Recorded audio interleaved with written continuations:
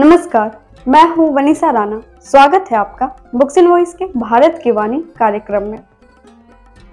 आज हम बात करने जा रहे हैं उस महान संत, समाज सुधारक और राष्ट्र जागरण के अग्रदूत की, जिन्होंने भारत की आत्मा को फिर से वेदों के प्रकाश से प्रकाशित किया। जी हाँ, मैं बात कर रही हूँ स्वामी दयानंद सरस्वती की, एक ऐसे महापुरुष की जिन्होंने 19वीं शताब्दी के अंधकार में सत्य का दीप जलाया। भारत के धार्मिक, सामाजिक और सांस्कृतिक नवजागरण में जिन महापुरुषों ने क्रांतिकारी भूमिका निभाई, उनमें स्वामी दयानंद सरस्वती का नाम सर्वोपरि है। वे केवल एक तपस्वी संत नहीं, बल्कि एक विचारक, सुधारक और राष्ट्र निर्माता थे, जिन्होंने 19वीं शताब्दी के अंधविश्वास, मूर्ति पूजा, जातिवाद और पाखंड से जड़ के समाज को झकझोरकर सत्य की ओर मोड़ा। स्वामी दयानंद ने वेदों को जीवन का अंतिम सत्य माना और वेदों की ओर लौटो, बैक टू द वेदास का उद्घोष करते हुए भारतीय जनमानस को उसकी प्राचीन, वैज्ञानिक और आध्यात्मिक परंपरा से जोड़ा। उन्होंने न केवल सामाजिक कुरीतियों का विरोध किया, बल्कि महिलाओं की शिक्षा, विधवा पुनर्विवाह, समानता और राष्ट्रभक्ति जैसे विषयों पर भी खुले विचार रखे। तो आइए आज हम जानेंगे उस महापुरुष का जीवन, जिनकी वाणी ने भारत को आत्मगौरव का बोध कराया। स्वामी दयानंद सरस्वती का जीवन परिचय। प्रस्तुत है जीवन परिचय स्वामी दयानंद सरस्वती। 150 वर्ष पूर्व की घटना है। वर्तमान गुजरात के अंतर्गत सौराष्ट्र में अनेक छोटे छोटे राज्य थे। इनमें से एक मोरवी था, जिसमें तनकारा नामक एक नगर था। वहां करसनजी लालजी तिवारी नामक एक धनी ब्राह्मण रहते थे, जो तनकारा के तहसीलदार भी थे। मोरवी के राजा ने उन्हें सुरक्षा के लिए तथा सम्मान सूचक एक छोटा सा घुड़दल रखने की स्वीकृति दी थी। करसनजी न्यायी तथा अच्छे व्यक्ति थे। वे व्यवहार में दयालु थे। परंपरागत धार्मिक कार्यों में उनकी श्रद्धा थी। उनकी पत्नी अमृतबाई सुस्वरूप एवं सद्गुणी महिला थीं। समूचे ग्रामस्थों के लिए वो माता के समान थीं। सन 1824 में उनके यहां एक पुत्र हुआ। उन्होंने उसका नाम मूल शंकर रखा। नगर की परिपाटी के अनुसार उसे दयाराम कहते थे। यही बालक आगे चलकर सुविख्यात महर्षि दयानंद बना। मूल शंकर जब 5 वर्ष का हुआ, तब उसका अध्ययन प्रारंभ हुआ। 8 वर्ष की आयु में उसका उपनयन संस्कार संपन्न हुआ। संध्या वंदन के समान धार्मिक कार्य वो बालक बड़ी लगन के साथ करता था। उसकी स्मरण शक्ति तीव्र थी। 14 वर्ष की आयु में यजुर्वेद, उपनिषद एवं अन्य ऋचाएं उसे कंठस्थ थीं। करसनजी चाहते थे कि उनका पुत्र उनके समान ही शिव भक्त बने, इसलिए वे सदा सर्वदा उसके सम्मुख शिव महात्म्य का बखान करते रहते। पर्वों पर भगवान शिवजी की पूजा के बाद ही भोजन करने की सलाह वे उसे देते। मूल शंकर के चाचा उससे अत्यधिक प्रिय थे। उसके चाचा धार्मिक प्रवृत्ति के सादगी से रहने वाले विद्वान थे। उनका बालक पर गहरा प्रभाव था। मूल शंकर की कुशाग्र बुद्धि तथा असामान्य स्मरण शक्ति के कारण वो एक दिन महापुरुष बनेगा, ऐसी उसके चाचा की धारणा थी। शिवरात्रि की रात। शिवरात्रि का दिन था। समूची रात भर जागृत रहे भगवान शिव की उपासना करने हेतु सभी भक्तगण मंदिर में इकट्ठा हुए थे। बालक मूल भी अपने पिता के साथ मंदिर पहुंचा। मध्य रात्रि तक भक्तगण एक के बाद एक निद्रावश हो गए। शिवरात्रि पूजा का नियम भंग ना करने की मूल ने ठान ली और वो शिवलिंग पर दृष्टि एकाग्र कर बैठा रहा। मध्य रात्रि की बेला थी। शिवलिंग के समीप नंदा दीप मंद प्रकाश फैलाए था। इतने में एक चूहिया कहीं से वहां आ पहुंची। उसने शिवलिंग के सम्मुख रखे नैवेद्य में से कुछ चीजें उठा लीं तथा शिवलिंग पर बिना हिचकिचाहट के घूमती रही। मूल इसे साश्चर्य देखता रहा। मन में विचार चक्र घूमने लगा, ये क्या है? पिताजी ने उसे कहा था कि शिव सर्वशक्तिमान है, वो शक्ति स्रोत है। जब चूहिया शिवलिंग पर इतस्ततः विचरण करती रही, तब वो स्तब्ध कैसे रहा? बालक का मन संभ्रमित हुआ। किम कर्तव्य विमूढ़ उसने धीरे से अपने पिता को स्पर्श कर जगाते हुए कहा, पिताजी, क्या यही वो महान देवता है जिसके विषय में आप मुझे बताते रहे हैं, या ये लिंग कोई अन्य वस्तु है? संतप्त पिता चिल्लाए, क्या कहा? यदि तू नास्तिक के समान बोलेगा तो अपनी वाचा गंवा बैठेगा। यह शिवलिंग ही शिव भगवान है, इसमें कोई संदेह नहीं।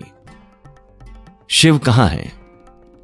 बालक ने पुनः विनम्र भाव से कहा, पिताजी, निस्संदेह नहीं, आप जिस शिव के विषय में बताते हैं वो तो स्वयं जीवित शक्ति है, किंतु यह शिवलिंग एक निर्जीव वस्तु है। इस उत्तर से पिता का क्रोध और बढ़ा। फिर भी उनके पुत्र का कथन तर्कशुद्ध था। चर्चा जारी रही। पिता बोले, बेटे, तू जो कह रहा है वो सच है, यह प्रतीक है, शिव नहीं। मूलशंकर बोले, तो फिर हम शिवजी के स्थान पर इस प्रतीक की पूजा क्यों करें? बेटे, इस कलयुग में शिव भगवान को हम मानव मूल रूप में नहीं देख सकते, इसलिए इस प्रतीक में शिवजी विद्यमान है। यह मानकर हम यदि उनकी उपासना करते हैं तो वे प्रसन्न होकर हमें मोक्ष प्रदान करेंगे। यदि यही बात है तो हम उसकी उपासना कर रहे हैं, यह मान लिया जा सकता है। प्रतीक की उपासना क्यों करें? इस प्रश्न का करसन जी कोई उत्तर नहीं दे सके, किंतु बालक का मन विचलित हो उठा। महामारी का प्रकोप। एक बार तनकारा में हैजा का प्रादुर्भाव हुआ। मूल की 14 वर्षीय बहन इस बीमारी की शिकार बनी। माता, पिता, भाई तथा अन्य रिश्तेदार दुख से रोए। अकेला मूलशंकर नहीं रोया। वो मृत बहन के शव के पास बैठा उसे घूरता रहा। इस आकस्मिक मृत्यु से वो सोच में पड़ गया।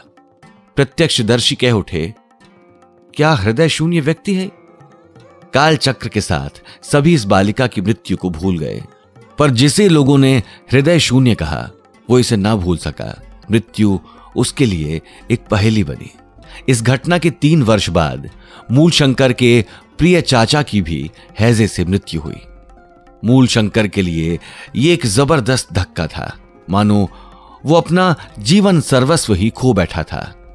इस समय मूल बुरी तरह रोया। उसका रुदन पत्थरों को भी पिघला देने वाला था। बहन की मृत्यु ने उसे भौतिक जीवन से दूर खींचा। चाचा की मृत्यु से उसकी ये अरुचि और बढ़ी। उसके मन में भौतिक सुख उपभोगों का भक्ष्य न बनने की तथा स्थायी सुख शांति की खोज की जिज्ञासा प्रबल हो उठी। गृह त्याग। मूलशंकर के मन में पारिवारिक बंधन त्यागने की लालसा जागी। जीवन क्या है, मृत्यु क्या है, इन प्रश्नों के उत्तर सुयोग्य महात्मा से वो समझना चाहता था।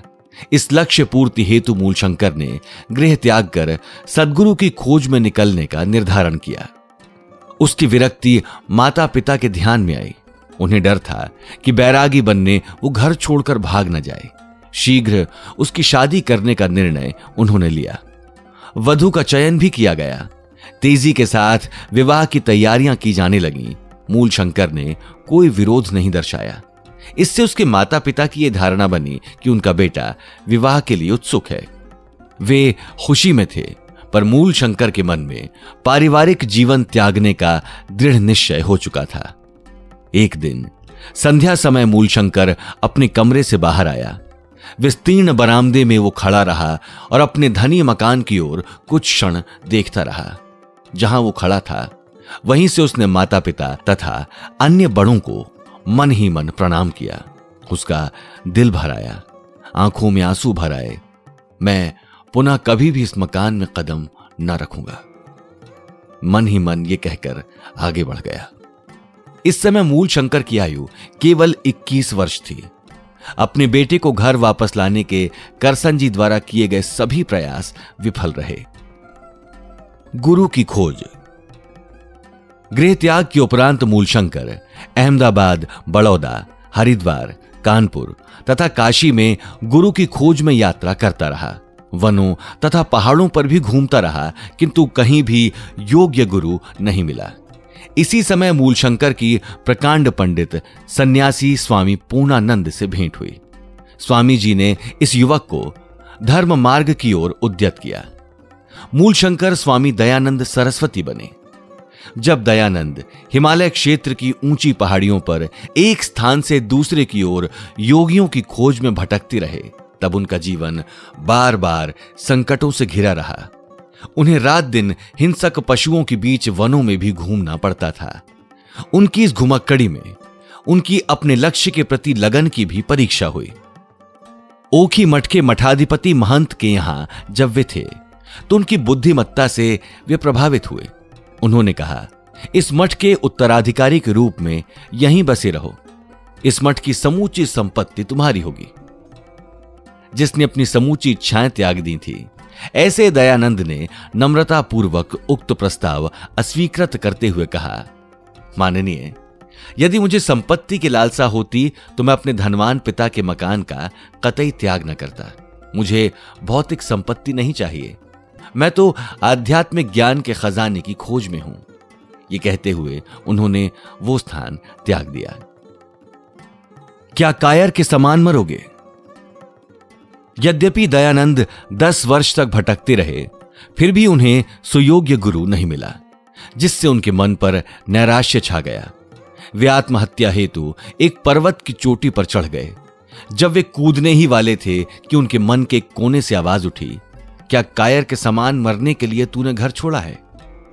तू तो मृत्यु पर विजय पाने तथा प्रकाश की टोह में निकला है। इस विचार से दयानंद को नया बल मिला। योग्य गुरु की खोज का दृढ़ निश्चय कर ही वे पर्वत से नीचे उतरे। उन्हें पता चला कि नर्मदा कछार के बीहड़ जंगलों में सच्चे योगियों का बसेरा है। दूरी की चिंता न कर दयानंद दक्षिण की ओर सैकड़ों मील चले आए। नर्मदा जी के सन्निकट पहुंचते पहुंचते एक बगीचे में दयानंद को पूर्ण शर्मा नामक साधु के दर्शन हुए। दयानंद की भ्रमंती की वार्ता सुन वे प्रसन्न हुए। उनकी कहानी सुनकर उन्होंने कहा, दयानंद जी, आपकी मनीषा की पूर्ति की क्षमता रखने वाला एक ही व्यक्ति इस धरती पर है, जिसका नाम बिरजानंद दंडीश है। वे मथुरा में रहते हैं। दयानंद के लिए यह आशा की किरण थी। अविलंब वे मथुरा चल पड़े। वे वहां 14 नवंबर 1860 को पहुंचे। विश्रांत घाट पर। मथुरा में विश्रांत घाट के रास्ते पर स्वामी बिरजानंद के आश्रम का दरवाजा 36 वर्ष की आयु के बुद्धिवान सन्यासी दयानंद ने खटखटाया। अंदर से एक गंभीर स्वर सुनाई दिया। क्या नाम है आपका? गुरुदेव, आपके सेवक को दयानंद सरस्वती कहते हैं। क्या चाहते हो? आपसे आध्यात्मिक आलोक प्राप्ति हेतु मैं आपकी खोज में आया हूं। क्या व्याकरण जानते हो? मैंने कौमुदी और सारस्वत का अध्ययन किया है। क्या कहा? कौमुदी, सारस्वत? यहां से चले जाओ, वे बेकार पुस्तकें हैं, उन्हें यमुना में फेंक दो और फिर वापस आओ, तभी मैं अपना द्वार खोलूंगा। गुरु की आज्ञा के अनुसार दयानंद यमुना नदी पर पहुंचे। इन पुस्तकों को अपने सर पर ढोते हुए दयानंद ने सैकड़ों मील की यात्रा की थी, किंतु अब इन पुस्तकों के प्रति किसी भी प्रकार लगाव न रखते हुए उन्होंने उन्हें नदी में फेंक दिया और वापसी पर बोले, गुरुदेव, मैंने आपकी आज्ञा का पालन किया है। द्वार खोला गया। दयानंद ने प्रवेश किया। उनके सम्मुख मृगाजिन पर पालथी लगाए बिरजानंद विराजमान थे। यद्यपि वे हड्डियां तथा चमड़ी मात्र थे, फिर भी उनके मुख पर अद्वितीय आभा थी। दयानंद इस त्याग मूर्ति के चरणों पर गिरे। बिरजानंद ने सास्नेह आशीर्वाद देने दयानंद के सिर को स्पर्श किया। दयानंद भौचक्के हो गुरु को देखने लगे। गुरुदेव अंधे थे तथा वे एक भी अक्षर नहीं पढ़ सकते थे, फिर भी ज्ञान का वे सजीव रूप थे और अपने शिष्यों के संदेहों का निराकरण कर सकते थे। तदर्थ धर्म ग्रंथों के उद्धरण वे प्रस्तुत करते। 15 वर्षों की कठिनाइयों को पार करने पर एक महान प्रज्ञावान से भेंट का उपहार दयानंद को मिला। उन्होंने सानंद इस महापुरुष के चरणों पर आत्मसमर्पण किया। गुरु सेवा। अपनी अनन्य साधारण भक्ति तथा सेवा भाव से दयानंद शीघ्र ही अत्यधिक प्रिय शिष्य बन गए। ग्रीष्म, शीत या वर्षा हो, प्रतिदिन प्रातः दयानंद गुरुदेव के स्नान आदि के लिए यमुना जल ले आते थे। घर आंगन बुहार कर साफ सुथरा रखना भी उनका ही काम था। दयानंद कोई भी काम बिना हिचकिचाहट के करते थे। अपने गुरुदेव पर उनकी असामान्य भक्ति अनेकों घटनाओं से दिखती है। एक बार जब बिरजानंद अध्यापन कर रहे थे, किसी कारणवश वे दयानंद पर क्रोधित हो गए। उन्होंने अपने हाथ से दयानंद की पीठ पर ऐसा घूंसा रसीद किया कि गुरुदेव के हाथ में दर्द हो उठा। कुछ समय बाद दयानंद धीरे से गुरु के पास पहुंचे और विनय से कहा, गुरुदेव, मेरा शरीर पत्थर के समान कड़ा है और ऐसी मार से उस पर चोट नहीं होती। आपका हाथ दर्द करेगा, इसलिए इसके बाद जब कभी आप मुझे दंडित करना चाहें, अपने हाथ के स्थान पर बेंत का प्रयोग करें। दयानंद की याचना व्यर्थ नहीं गई। अन्य एक अवसर पर जब बिरजानंद दयानंद पर किसी कारणवश नाराज हुए तो उन्होंने उन्हें लकड़ी से पीटा। यह देख उनके एक सहाध्यायी ने कहा, गुरुदेव, ऐसे महान सन्यासी से ऐसा बर्ताव उचित नहीं, उससे सम्मानपूर्ण व्यवहार हो। पाठ समाप्ति पर दयानंद ने अपने मित्र के असम्मानपूर्ण आचरण पर आपत्ति उठाते हुए कहा, क्या आप सोचते हैं कि गुरुदेव ने मुझे घृणा से पीटा? जिस प्रकार कुंभकार मिट्टी को पीट पीट कर आकार देता है, उसी प्रकार गुरु अपने शिष्यों को पीट कर तथा सुधार कर उसके व्यक्तित्व को आकार देता है। आपको ऐसा नहीं कहना चाहिए था। आगे चलकर जब दयानंद महर्षि बनकर लोगों के मार्गदर्शक बने, तब वे अपनी भुजाओं पर बिरजानंद द्वारा किए घाव दिखाकर उन्हें कहते, ये घाव ही मुझे स्मरण दिलाते हैं कि मैं जो भी हूं उन्हीं के कारण हूं। वैदिक ज्ञान का प्रचार। गुरु की आज्ञा के अनुसार अपनी उपासना के पश्चात स्वामी दयानंद जनता में वैदिक ज्ञान का प्रचार करने हेतु यात्रा पर निकले। आगरा, अजमेर, जयपुर, ग्वालियर, मेरठ, हरिद्वार तथा कानपुर आदि स्थानों पर वे पहुंचे। वहां पंडितों से धर्म ग्रंथों पर तथा उनके भाष्य पर उन्होंने चर्चा कर उन पर विजय पाई। जहां जहां वे गए वहां वहां उन्होंने लोगों से कहा, वेदों में मूर्ति पूजा का कहीं भी उल्लेख नहीं है। विवेकी मन मूर्ति पूजा स्वीकार नहीं करता। ईश्वर सर्वव्यापी है, भगवान निर्गुण है, निराकार है। किसी धर्म विशेष का समर्थन या विरोध न करते हुए उन्होंने उनमें से प्रत्येक में जो न्यून है उसकी ओर संकेत किया। शतकों से चली आ रही घातक एवं दुष्ट रूढ़ियों की उन्होंने कटु आलोचना की। वैदिक धर्म की महानता का परिचय लोगों को कराते हुए उस झंडे के नीचे संगठित होने का आह्वान किया। पंडितों से वाद विवाद। इस प्रकार दयानंद ने जनता में उनकी प्राचीन धर्म भावना का जागरण किया। अपनी इस यात्रा के दौरान 22 अक्टूबर 1869 वे काशी पहुंचे। काशी में पंडितों के साथ उन्होंने चर्चाएं की। इस संगोष्ठी के समय 50-60 हजार की संख्या में जनसमूह भी उपस्थित था। निर्धारित समय पर काशी के महाराजा ईश्वरी प्रसाद नारायण सिंह ने इस सम्मेलन का अध्यक्ष पद ग्रहण किया। वाद विवाद के एक पक्ष में स्वामी दयानंद एकमेव थे, जबकि दूसरे पक्ष में काशी के 27 सुविख्यात पंडित। धार्मिक ग्रंथों के भाष्य पर वाद विवाद प्रारंभ हो गया। प्रश्न था, वेदों ने मूर्ति पूजा को स्वीकृति दी है या नहीं। स्वामी दयानंद के तर्क के सामने पंडितों को हार माननी पड़ी। इतने में माधवाचार्य नामक एक पंडित हाथ में 2 पर्चे लेकर वहां पहुंचे और एक प्रश्न पूछा। दयानंद उन पर्चों को उठाकर पढ़ने लगे। कुछ ही मिनटों का समय बीता होगा। काशी के महाराज ने एकाएक घोषणा की, स्वामी दयानंद पंडितों द्वारा पूछे गए प्रश्नों का उत्तर नहीं दे सके हैं। ऐसा कहते हुए उन्होंने तालियां बजाईं। काशी के पंडित चिल्लाए, दयानंद के पास कोई उत्तर नहीं है। काशी के पंडितों की यह महान विजय है, दयानंद की पराजय। भगदड़ मची। कोलाहल के बीच पत्थर, जूते, गोबर और अन्य चीजें दयानंद पर फेंकी गईं। इनमें से कुछ उन्हें लगने से दयानंद घायल हुए। घावों से रक्त बहने लगा। पूरी प्रसन्नता के साथ दयानंद जी ने सब कुछ सहा और शांत रहे। किंतु काशी के प्रमुख पंडित ताराचरण तर्क रत्न, बाला शास्त्री एवं अन्यों ने कहा, सचमुच स्वामी दयानंद ने जो कहा वो पूर्ण सत्य है, किंतु हम में इतना नैतिक सामर्थ्य नहीं है कि हम आज की रूढ़ियों और आचार पद्धति के विरोध में जा सके। इसलिए हमने उनका विरोध करने का निर्णय लिया। उन्होंने उक्त स्वीकृति प्रामाणिकता से जनता के सामने सम्मुख की। धर्म ग्रंथों पर हुए वाद विवाद में पक्षपात करने पर काशी के महाराज द्वारा खेद प्रकट किया गया। उन्होंने अतीव सम्मान के साथ स्वामी दयानंद को अपने महल में आमंत्रित किया और अपने अनुचित आचरण के लिए क्षमा याचना की। धार्मिक ग्रंथों पर सही भाष्य कर स्वामी दयानंद ने विद्वता तथा नैतिकता की दृष्टि में सच्चे अर्थ में महान विजय संपादन की। एक धर्म ध्वजा के नीचे समूची जनता को संगठित करने की स्वामी दयानंद की तीव्र इच्छा थी। वे निरंतर इसी दिशा में कार्यरत रहे। हिंदी राष्ट्रभाषा हो। समाज के सभी घटकों को एक सूत्र में बांधने हेतु समान भाषा आवश्यक है, यह स्वामी दयानंद की धारणा थी। उनका यह स्पष्ट मत था कि हिंदी को राष्ट्रभाषा का स्थान दिया जाए।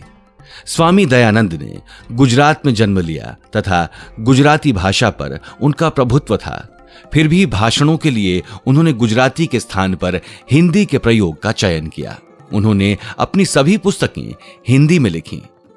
यद्यपि महर्षि दयानंद मानवता के विकास का ध्येय लेकर कार्यरत थे, फिर भी भारत माता के लिए उनके दिल में महान प्रेम था। एक बार एक अंग्रेज अधिकारी उनके भाषणों से प्रभावित हुआ। उसने उनसे कहा, स्वामी जी, कृपया इंग्लैंड जाकर लोगों को धर्म का सही रास्ता दिखाइए। मैं आपका सारा खर्च वहन करूंगा। इस पर स्वामी जी ने कहा, जीवन के कुछ ही वर्ष शेष हैं। वैदिक ज्ञान का प्रसार इस बीच मैं अपने देश बांधवों में करना चाहता हूं। एक बार ज्ञानदीप यहां प्रज्वलित हो गया तो उसका प्रकाश पाश्चात्य राष्ट्रों में भी फैलेगा। आधुनिक शिक्षा का धिक्कार। विदेशों में भी प्रसिद्धि पाने की धारणा उनके मन में ना बस पाई। उन्होंने अपने देश में ही रहना पसंद किया और देशवासियों के सुधार के प्रयास में जुट गए। यही उनके असीम राष्ट्र प्रेम का प्रतीक है।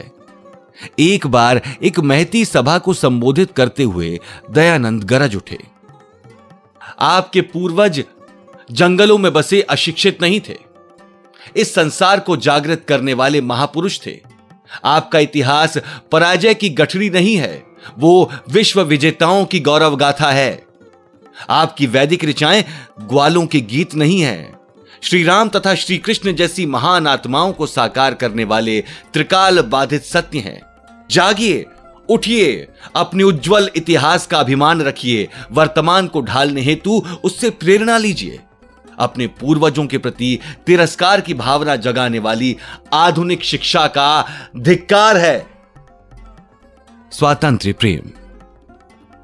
स्वामी दयानंद का राष्ट्र प्रेम केवल शाब्दिक नहीं था, वे साहसी कृतियां करने वाले व्यक्ति भी थे। 1857 का स्वातंत्र्य समर असफल रहा। 1885 में भारतीय राष्ट्रीय कांग्रेस का जन्म हुआ। 1857 की असफलता से कांग्रेस की स्थापना तक भारतीयों के दिलों में स्वातंत्र्य प्रेम जीवित रखने वाले महापुरुषों में स्वामी दयानंद भी एक थे। तदर्थ वे भारत भ्रमण करते रहे। विभिन्न राजपुत्रों को उन्होंने एक जगह लाने का प्रयास किया। इसलिए जोधपुर, उदयपुर और शाहपुर आदि स्थानों पर आर्य समाज की शाखाएं स्थापित की। अनेक राजपुत्र उनके शिष्य बने।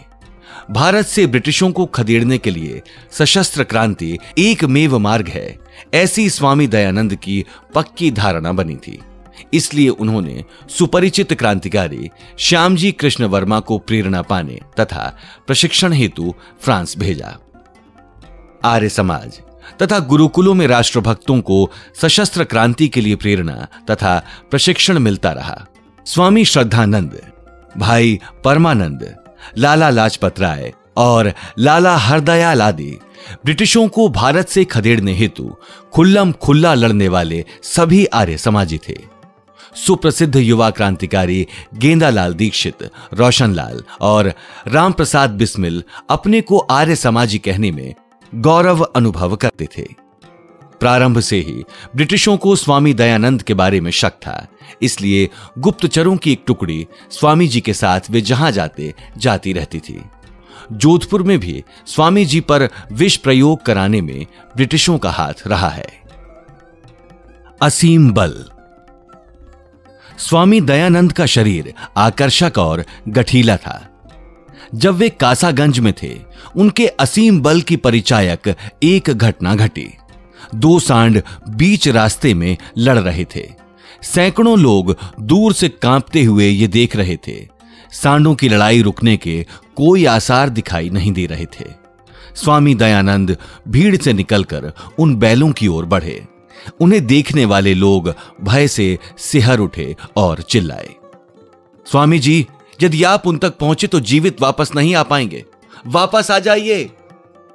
स्वामी जी ने उस ओर ध्यान नहीं दिया। वे सांडों की ओर बढ़ते ही गए। एकाएक उन्होंने दोनों के सींग पकड़ लिए और उन्हें ताकत के साथ दूर हटा दिया। पीछे मुड़कर न देखते हुए दोनों सांड विपरीत दिशाओं की ओर चल दिए। पास खड़े दर्शक अवाक बन इस सन्यासी की दैवी शक्ति को देखते ही रह गए।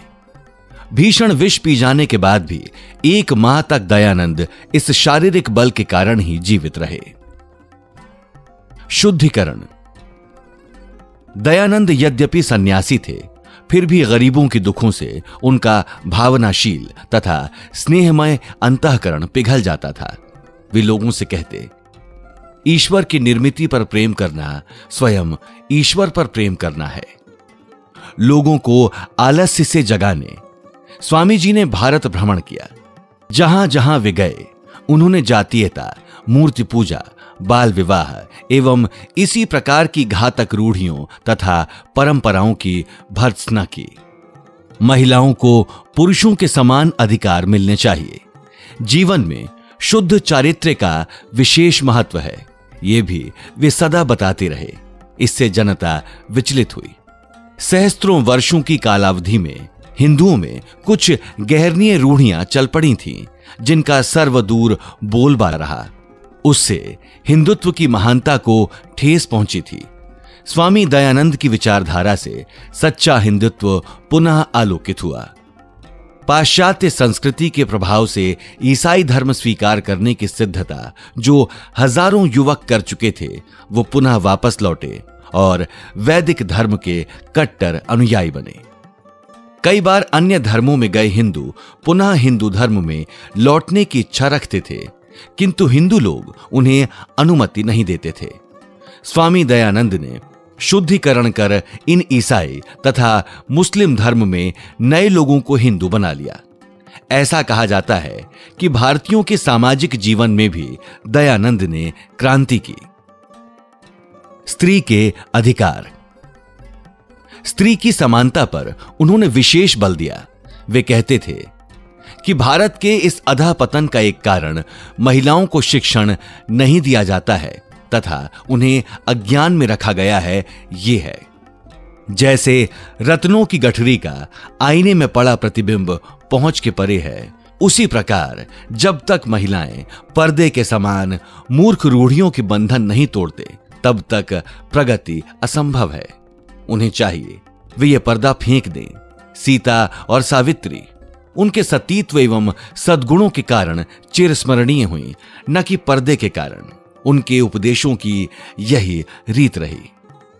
दयानंद अस्पृश्यता के तीव्र विरोधक थे। अस्पृश्यता इस समाज के लिए भीषण अभिशाप है। प्रत्येक जीवमान व्यक्ति में आत्मा है जो स्नेह की प्यासी होती है। मानवात्मा सम्मान चाहती है। वैदिक धर्म का सत्यार्थ जो इस मूल तत्व को नहीं समझते, जान ही नहीं पाते। ये भी उनके प्रचार की दिशा रही। शिक्षण प्रसार के बिना राष्ट्र प्रगति नहीं कर सकता, ये दयानंद पूर्ण रूपेण समझते थे। हमारी शिक्षा पद्धति पाश्चात्य शिक्षण पद्धति की कार्बन कॉपी नहीं होनी चाहिए। 8 वर्ष की आयु वाले बालक और बालिकाओं के पालकों को कानून से पाठशाला में भेजना अनिवार्य करना चाहिए। प्रत्येक बालक बालिका को गुरुकुलों में भेजना चाहिए, जहां वे गुरु के साथ रहेंगे। बालकों तथा बालिकाओं के लिए अलग अलग गुरुकुल हों। गुरुकुलों में किसान पुत्र तथा राजपुत्र समान होने चाहिए। उन्हें समान काम करने लगाना चाहिए। गुरुकुल शहर तथा नगरों से दूर बसाए जाने चाहिए, जहां वे शांति और प्रसन्नता का अनुभव कर सकें। हमारे छात्रों को हमारी संस्कृति एवं वेदों के समान हमारे महान ग्रंथों से अवगत कराया जाना चाहिए। साथ ही आधुनिक जीवन में महत्वपूर्ण ऐसे गणित, भूविज्ञान, खगोल शास्त्र तथा अन्य विज्ञान के विषय भी पढ़ाए जाने चाहिए। स्वामी दयानंद ने अपने इन उद्देश्यों की पूर्ति के लिए अनेक स्थानों पर गुरुकुलों की स्थापना की, जिनमें से आज भी कांगड़ी सुविख्यात है। आर्य समाज की स्थापना। स्वामी दयानंद की इच्छा थी कि उनके सामाजिक सुधार का कार्य उनकी मृत्यु के बाद भी चलता रहे। इसलिए 10 अप्रैल 1875 को मुंबई में उन्होंने आर्य समाज नामक एक संस्था स्थापित की। धीरे धीरे उक्त संस्था बढ़ती गई, जिसका विस्तार भारत के बाहर भी हुआ। लाखों हिंदू आर्य समाज से प्रभावित हुए। अपने धार्मिक केंद्र, गुरुकुल, पाठशालाएं, महाविद्यालय, महिला शिक्षण संस्थाएं, अनाथालय एवं महिलाश्रमों के माध्यम से आर्य समाज ने असीम एवं अतुलनीय समाज सेवा की है। सत्यार्थ प्रकाश। सत्यार्थ प्रकाश स्वामी दयानंद की एक अन्य अनमोल देन है, जिसमें 15 अध्याय हैं। ये एक महान ग्रंथ है। इसमें वेदों का सत्यार्थ दिया है, इसलिए उसे सत्यार्थ प्रकाश कहा गया है, जो पूर्ण रूपेण वेदों पर आधारित है। स्वामी दयानंद के सभी उपदेश इस ग्रंथ में सुस्पष्ट रीति से समझाए गए हैं। उन्होंने दर्शाया कि उनके उपदेशों का वेद ही आधार हैं। उन्होंने हिंदुओं ही नहीं अपितु अन्य धर्मों के अनुयायियों की घातक रूढ़ियां स्पष्ट रूपेण लोगों के सम्मुख रखीं। अपनी गुलामी से मुक्ति पाने का वीरोचित आह्वान उन्होंने जनता से किया। मृत्यु के बाद मोक्ष प्राप्ति की शिक्षा देना ही किसी धर्म के लिए पर्याप्त नहीं है। संसार में वो कैसा जीवन स्थापन करे, इसकी भी शिक्षा उसे मिले। वैदिक धर्म ने प्रत्येक व्यक्ति को सुयोग्य मार्गदर्शन किया है। सदाचार, संपत्ति, सुखोपभोग एवं मोक्ष, इन चारों के आदर्श प्रस्तुत किए हैं। उन दिनों जनता में वेदों के विषय में अज्ञान था। समाज के इस अज्ञान को हटाने की स्वामी दयानंद ने भरसक कोशिश की। मनुष्य का मुख्य लक्ष्य मोक्ष है, किंतु यदि इस धरती पर हमारा आचरण सुयोग्य न हो तो हम मोक्ष प्राप्ति नहीं कर सकते। यही उनका कथन था, जिसकी वे वेदों के उद्धरणों से पुष्टि करते। उन्होंने जनता को वेदों के अभिमुख करने का प्रयास किया। चूंकि दयानंद निर्भय सन्यासी थे, वे जिसे सत्य मानते वो निर्भयता से कहते। एक बार शलब्रेड नामक पादरी ने उन्हें धमकाया, यदि तुम ईसाई मत की आलोचना करोगे तो तुम्हें जेल जाना पड़ेगा। दयानंद ने उत्तर दिया, मित्र, सच बोलने के कारण ईसा मसीह को क्या सूली पर नहीं चढ़ाया गया? सच बोलने में मैं किसी से नहीं डरता।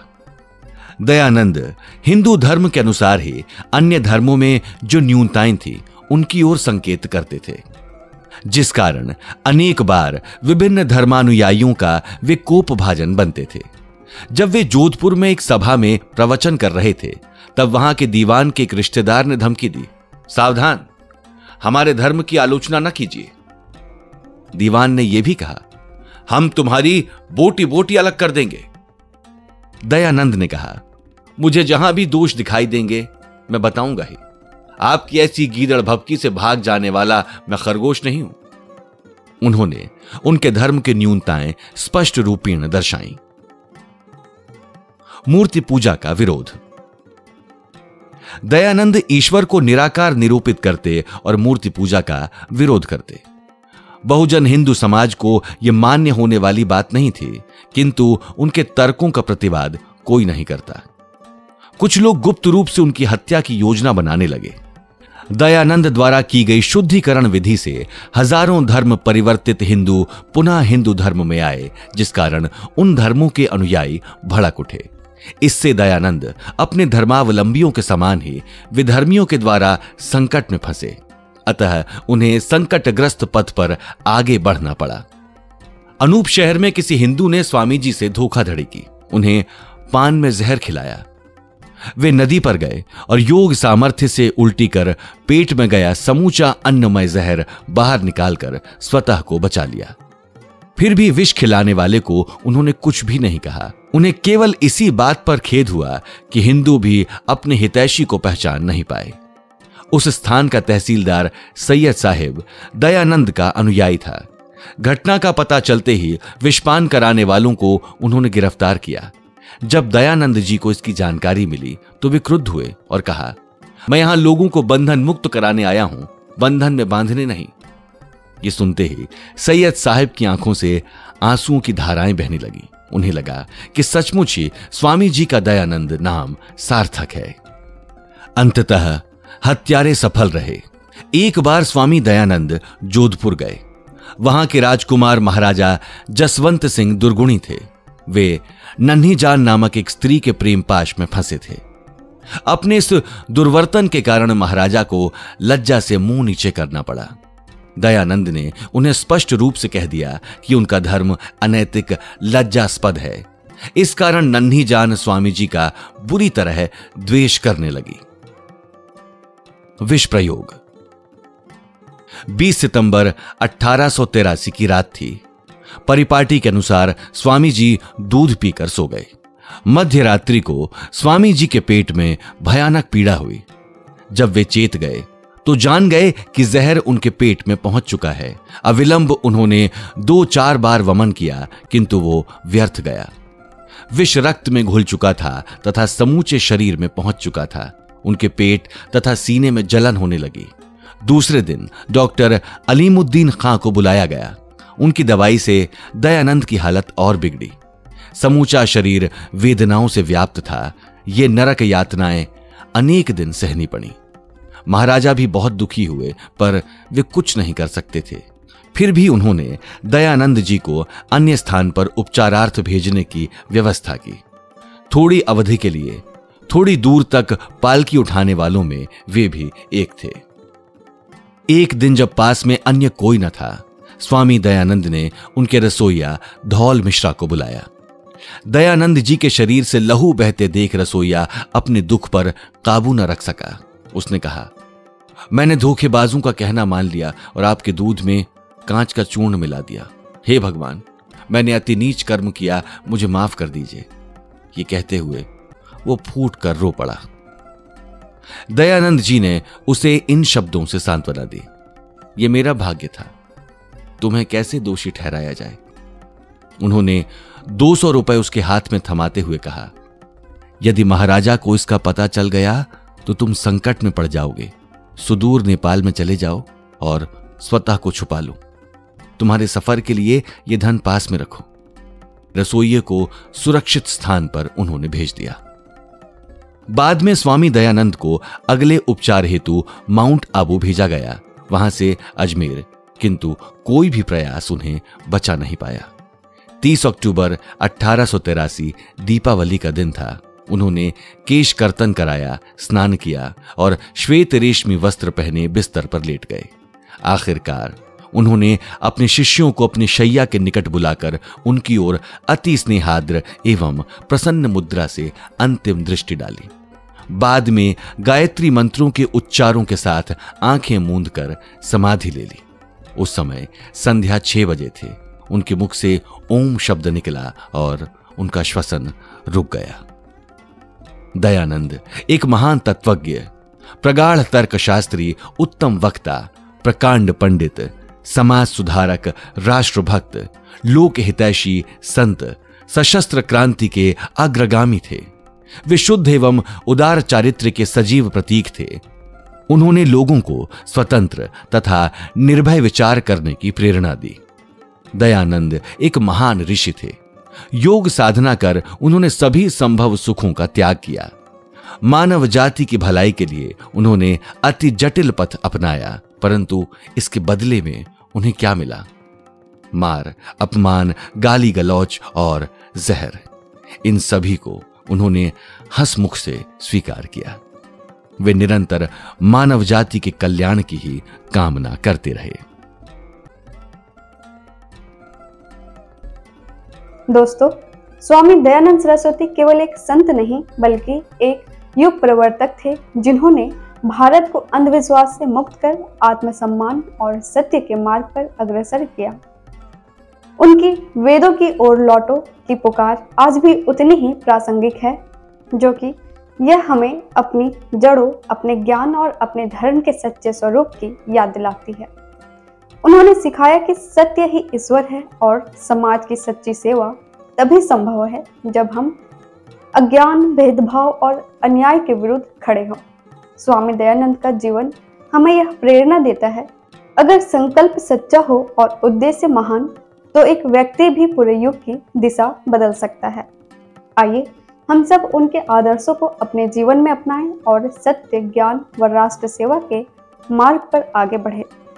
दोस्तों, अगर आपको यह ज्ञानवर्धन और प्रेरक वीडियो पसंद आया हो तो हमारे चैनल को सब्सक्राइब करना ना भूलें। बेल आइकन दबाएं ताकि आप हमारी नई वीडियोस सबसे पहले पा सकें। वीडियो को लाइक करें, कमेंट करें और कमेंट में बताएं कि आपको कौन सा हिस्सा सबसे ज़्यादा प्रेरक लगा और हमारे साथ जुड़े रहे। नमस्कार, आप सभी का बहुत बहुत आभार।